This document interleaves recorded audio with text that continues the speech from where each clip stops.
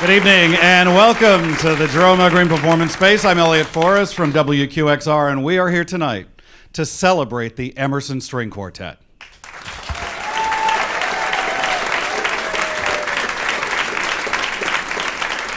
It is their 40th anniversary season. Time magazine called them America's greatest quartet. They formed right here in New York City in 1976, and they've since become one of the most celebrated quartets in the world. We're so lucky to have them here tonight for the next hour. Please welcome the Emerson String Quartet.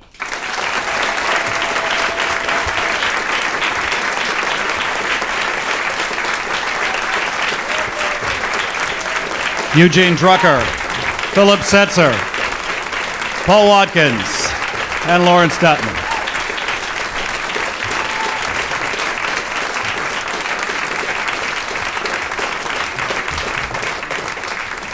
Now, the quartet's namesake, Ralph Waldo Emerson, once wrote that music takes us out of the actual and whispers to us dim secrets that startle out wonder. So tonight, a lot of wonder and dim secrets. Let's begin with a piece that stretches across the centuries, Chaconnes, written by Avery Purcell in the late 1600s and arranged almost 300 years later by the English modernist Benjamin Britten. Live in the green space, the Emerson String Quartet on WQXR.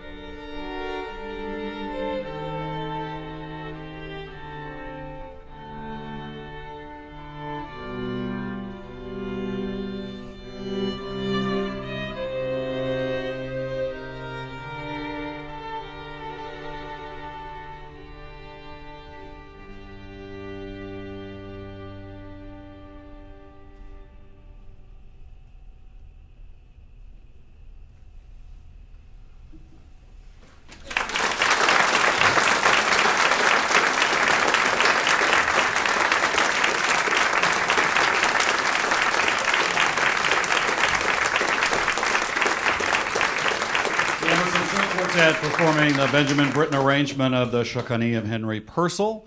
The Emerson String Quartet has been together for 40 years, and they're with us tonight in the green space here on WQXR for the next hour. By the way, those of you listening on the radio, you can actually watch too. We're video streaming live tonight on Facebook. Hi, everyone on Facebook. Right over here should be a share button. So click the share button and it can go out. And you can also find us at WQXR.org. We're streaming live there as well.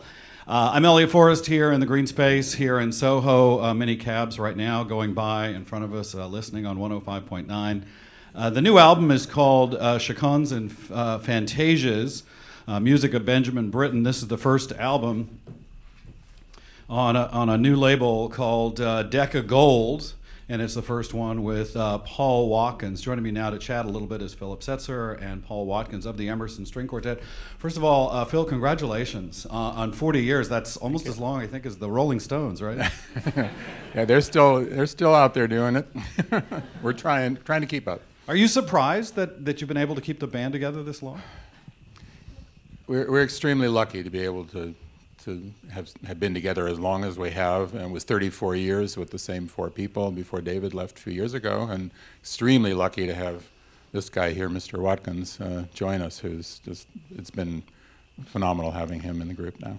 So this new album with Purcell and Britten, as you're about to hear, Paul, a distinctly UK accent and UK composers. Is that a coincidence? Was this your influence? I don't know. I really don't know what you're talking about, actually, Elliott. I'd just like to say that it's actually part of my contract that we only play British music from now on.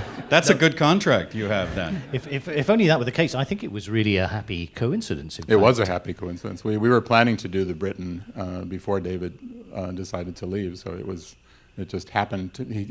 We happened to get somebody who knew who Britten was. That's for sure. And some 50 recordings prior to this. Did the process change at all with having Paul part of it? I think so. I think that, well, you weren't there before, but my sense is that that Paul liked to play through a little bit more. I mean, we started out doing it that way, and then we would. As time went on and working with Da Hong Situ, who was our great producer, we sort of knew where we were going to end up and working on things, and so we started edging more toward working on things first and then playing through after. And I think with Paul, I think we went back to the way we were originally doing it, which is to do more performances in the beginning and then listen to it and go back and fix something if somebody wasn't happy with it, or try something, right. Experiment. And Paul, 3 years with the group now. Is the hazing period over, or how's that working out? They keep. It's actually 4 years. 4 years. Oh, amazing. They do keep telling me that I think it's a threat that so they're going to get me one day. But yes. It may not be for 10 or 15 years yet. We're waiting for him to make a mistake. Oh, okay. He hasn't done it yet. One of the things that's amazing about the Emerson String Quartet is that most quartets, that there's a first violinist, a second violinist, and it's pretty steady. But you guys have been switching off since you first started. How did that get started? Well, it's funny. Gene and I were just rehearsing at our old alma mater, Juilliard School, and we happened to finish the rehearsal and walked out together. And I realized that we were walking right past the library, which is the place where Gene said to me, as I was returning books to go away for my first summer, after my first year at Juilliard, he said, "Do you want to be in a quartet together next year?" He said, because my quartets didn't really work out too well. I said, "Yeah, mine didn't either." And I said, "Sure, yeah." And I said, "I got to run. I got a taxi waiting." And he said, "Okay, fine. Well, I'll call you." And he said, and we'll switch. I said, "Yeah, great." Just as the door was closing, he said, "We'll switch." I said, "Yeah, fine." And we'll switch. And we'll switch. And you've kept that up for 40 years. So yeah, it was a very deeply thought out decision. Okay. So why don't you go ahead and switch now? We are going to switch. Yeah, now. go ahead and do that now, because we're going to. For us, it was very natural to keep doing that. I think it's a great thing. They're switching for the Mozart dissonant quartet. It's dedicated to Haydn. Something you want to tell us about this, Paul? Maybe while they're getting all settled in. Well, I've been so fortunate to be the lucky man to be selected to play with these incredible musicians. And I have so many moments, even after 4 years, of playing these incredible masterworks. I think that's one of the great joys of playing string quartets, is the highest possible quality of the repertoire. And it's been a little bit of a catchphrase that every so often we'll rehearse something and I'll turn around to them and say, "Oh my God, I'm playing Bartok with the Emerson Quartet," and it still feels like that. And the first movement of the dissonant quartet is something that I used to read with my father and his friends when I was a kid back in South Wales. And to play it, this is making me nervous. I think I'm going to stop. Well, you're doing fine. Okay, now we're going to hear the Emerson String Quartet, the opening movement of Mozart's Dissonant Quartet, live in the green space on WQXR.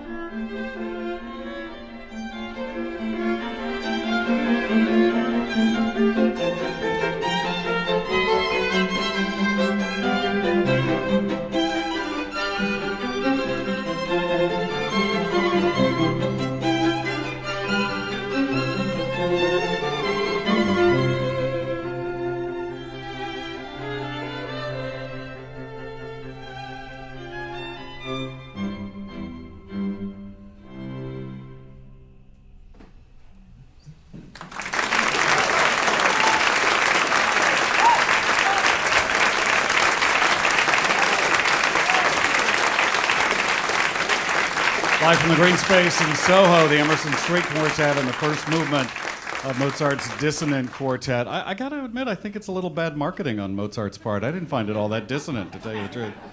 I'm Elliott Forrest. We're live on Classical 105.9 FM, WQXR, video on WQXR.org, and webcasting on Facebook. Joining me is the lower half of the Emerson String Quartet. I don't mean socially. I mean that viola and cello, violist Lawrence Dutton and cellist Paul Watkins. They're turning 40. You were 4 at the time when the band started. Exactly. How's this been for you, this celebration? Well, it's been amazing. I mean, it's hard to imagine. I joined the Emerson Quartet actually soon after they started, actually. Not too much more after it was the first professional season. I think you had about 4 concerts before I came in or something. I came in May of 1977. And I was still at Juilliard. I had just turned 23, so I guess now you know how old I am. So, but it was something very special. We had a different cellist. Paul is now the 3rd cellist of the quartet, and it's like drummers in a rock band. Yeah, right? there you go. They just keep exploding. Yeah. So it's been a great journey. I mean, and it is amazing to me, even now, I think, wow, 40 years, what happened? How did that go? But it's been the last 4 years have been very special with Paul. So touring, obviously the new album, the one on Decca Gold. How else have you been celebrating this year? Oh, Deutsche Grammophon did a wonderful thing. They put together our 25 years of recording into a box set of 52 CDs, which is just wonderful. Go out and get that. That's great. I'm not supposed to advertise. I'm sorry about that. I'm just going to. Too late. Too late. But anyway, we have celebrations. We started our celebration in October. We played 2 programs at Chamber Music Society at Lincoln Center. David, of course, being artistic director there with his wife, Wu Han, invited us to do that. We did the Schubert Cello Quintet, which was a lot of fun, obviously. And now this recording release just coming out on Decca Gold, and we're going to be playing at Carnegie soon this week, next week. So we're very excited. You're going to make it someday. I have faith in all of you. So I don't know if you know this, but the official gift for 40 is a ruby. So in honor of that, I didn't get you anything, really. The Emerson, even prior to having you come, Paul, has a good history of commissioning new works. And the next thing we're going to hear is, you brought this in, is that right? Tell us about it. I think I had some responsibility for this. The British composer Mark Anthony Turnage, who at 57 is exactly 10 years older than I am. And I have to say this on air. We all send our congratulations to Mark because he just completed his first London marathon on Sunday and did really quite respectably, I think, at 5 hours and 20 minutes or something like that, running all the way. Congratulations. So that's something that Beethoven never did, I reckon. But he's a composer that I've known really since my 20s. When I was a cellist in the BBC Symphony Orchestra, we played a lot of his pieces then. And before I joined the Emerson Quartet, I was the cellist in the British chamber group, the Nash Ensemble, for 16 years. And we commissioned Mark on many, many occasions. And I've always loved the dark, impassioned lyricism of his music, and I think that's really what you're going to hear in this piece, which is a quartet that he wrote for us last year. We premiered it in Akron, in fact, sometime last year, and I don't know how many performances we've done already of it, but getting on for 10, haven't we? I think something like that, yeah. It's called Shroud. We're going to hear the final movement. Shall we? Let's do this. This is Shroud by Mark Anthony Turnage, live on WQXR in the Green Space.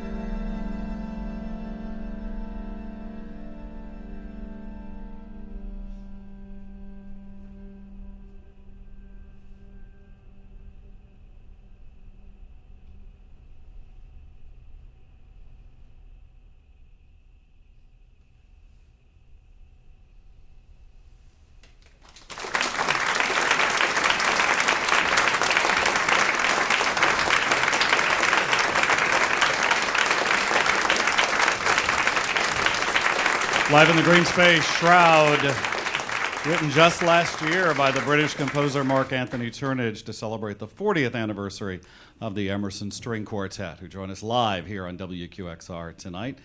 I'm Elliott Forrest, chatting now with Eugene Drucker and Philip Setzer.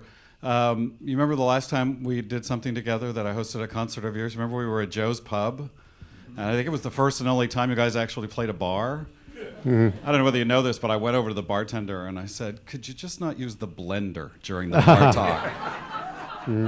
It was a great night. There's probably some modern piece that has That a blender works in for it, string quartet and blender. How's this been for you, 40 years? This is an amazing run that you've had, Gene. Yes, I don't think I would have foreseen all those decades ago the future. I was very interested to play in a professional string quartet. I was passionate about the music. I enjoyed playing with Phil, and it was a musical way to experience our friendship. And then we went through all these quick permutations in our student years and eventually became a professional quartet. At the same time, we had to do other things. We had to finish our studies at Juilliard. We had to make a living, and I think that's often a situation with which young quartets are faced. You know, they have to do various other things to make a living, but gradually, as you get a little more successful and people know about you some more, and you can start to ask for a slightly higher fee, gradually a quartet will become self-sufficient, especially if you manage to get a residency at a university. So I didn't really foresee maybe beyond those first steps, because those were our immediate goals, and also just to accumulate a lot of repertoire. We played the entire Beethoven cycle pretty early in our career, after having been together 3 or 4 years. And so that was a big challenge, and this was something that we knew we were going to tackle sooner or later. And eventually we recorded it, but we had other big projects as well. Is there, I mean, through all these changes and these 40 years, Phil, is there an Emerson String Quartet sound? And if so, how has it evolved or changed over the years?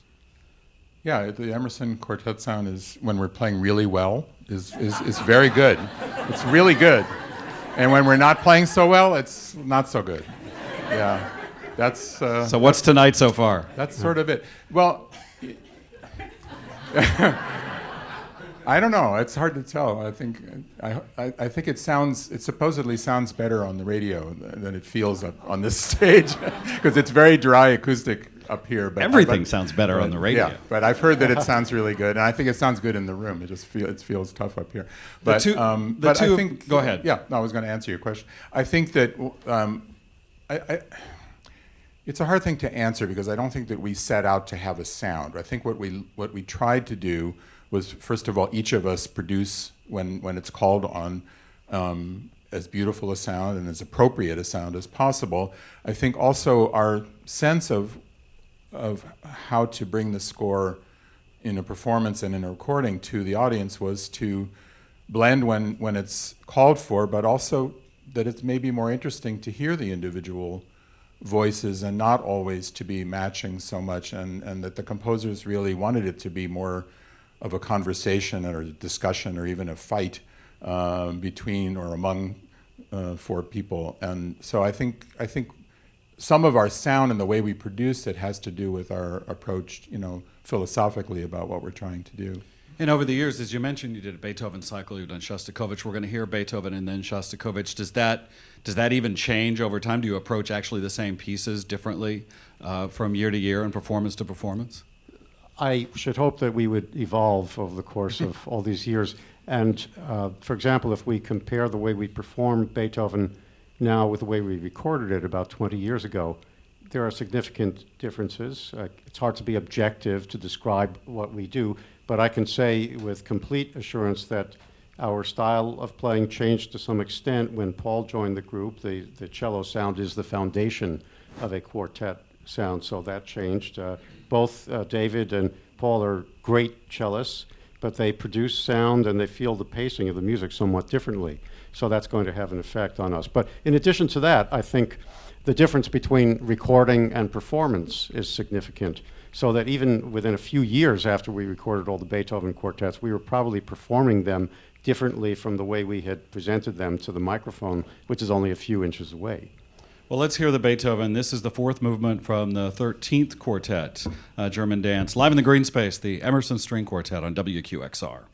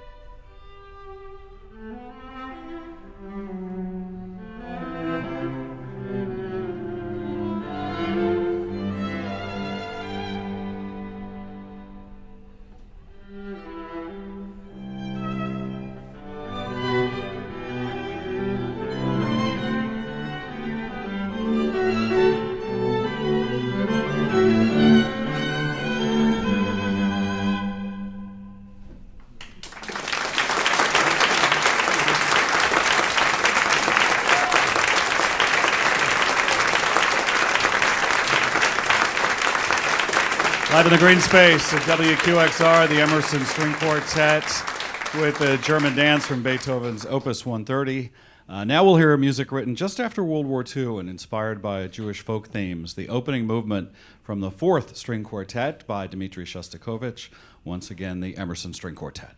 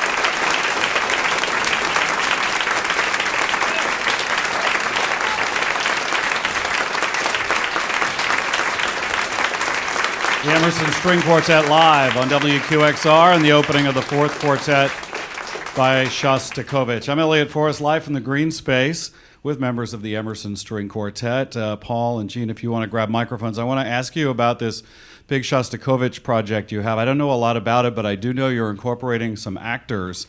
And one of the actors that you'll be working with is in the audience with us tonight. He's been a big supporter of WQXR. Many of you know him from the TV show Blue Bloods, but many of us remember him as the original Sweeney Todd on Broadway. Len Cariou, thank you so much for being here tonight.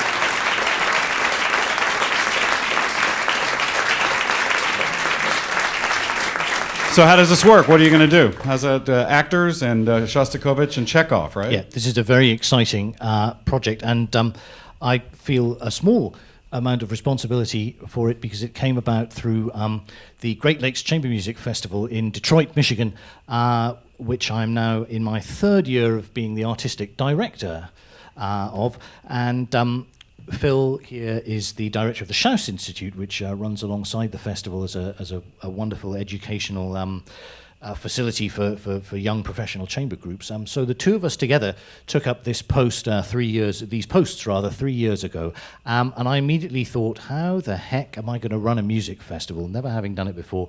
And I thought, I'm going to actually hand the microphone to Phil, if that's okay, because it's his idea, and he can explain it better than anybody else. Yeah, well, I had an idea. We did a piece called The Noise of Time several years ago about Shostakovich, and in working on that and with the actors and the research on that, I became aware of Shostakovich's interest, or sort of obsession with this Chekhov story of the Black Monk, and that he really wanted to make that into an opera. And interestingly enough, Rachmaninoff also loved the story and thought it would make a good opera. And sadly, Shostakovich didn't, he came to it near the end of his life and just ran out of time, basically. But some of the music, a lot of the music, I think, ended up in the last two string quartets. And that gave me the idea to maybe have something written with actors. And I went to my dear friend James Glossman, who is also in the audience here tonight, who wrote a fantastic script interweaving the Chekhov with Shostakovich's story, and then I worked on the music part of it to interweave Shostakovich's quartets through the drama. So we don't know exactly how it's going to work yet, but it sounds very exciting. It's going to be interesting. I think we're all looking forward to it, and I know you're going to tour with it as well. You've got a number of different places you're going to be doing that. This is the first recording on Decca Gold. I don't know if anybody's made any commitments yet. Is there discussion of more on this label? Well, I think there's an addendum to the contract, as I recall. I know there's been a lot of discussion about this, and all I can say with certainty is that it's still under discussion. There are various projects that have been considered. I probably shouldn't say more because I may end up giving people the wrong impression. Not that people care about it all that much, but... Well, I think you've had a long recording career, and we all hope that you'll continue to do so. I did want to... It's all good. I did want to let you know that Decca Gold does have a second release coming out. They're going to be releasing live recordings of the top 3 prize medalists of the Van Cliburn International Piano Competition, both the gold, the silver, and the bronze. And we'll look forward to those recordings. And this particular year, because it happens every 4 years, WQXR is playing a role in the Van Cliburn competition as well. Not only will I be going down and hosting some of it in Fort Worth this year, but we're going to bring back the gold medalist and have a live performance right in this room on June 16th. So mark your calendar if you want to hear the gold medalist for the Van Cliburn competition right here in the green space. I can guarantee you that none of the 4 of us is going to win that. Maybe Paul. He's the only one who can play the piano that well. Keep trying. One more piece tonight. Maurice Ravel, what should we be listening for? This is the last movement of his string quartet, Vif. Well, I should still let Gene say because he speaks French. Vif et agité. And the interesting thing about this movement, both Debussy and Ravel's did not care. They had questions about the finale of their quartets, and Ravel wasn't totally happy with this, but thankfully he didn't change it because we love it. Thank you so much for decades of great music making. Music of Maurice Ravel, the Emerson String Quartet on WQXR.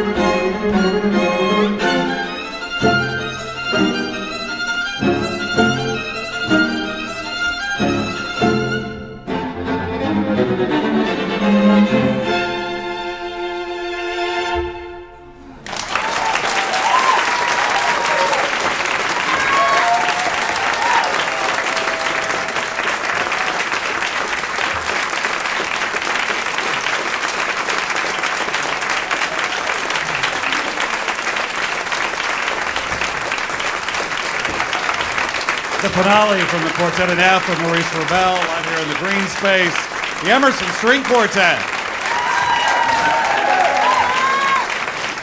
Eugene Drucker, Philip Setzer, Lawrence Dutton, Paul Watkins.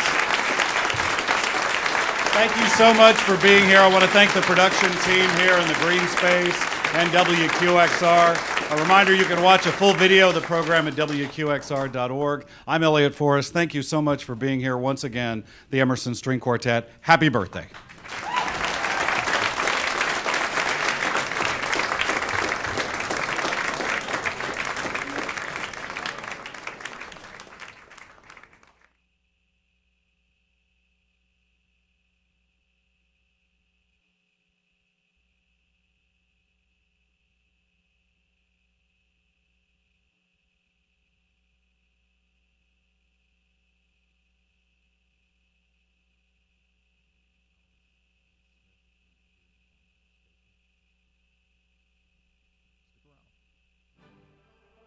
Isaac Newton taught us that a body in motion tends to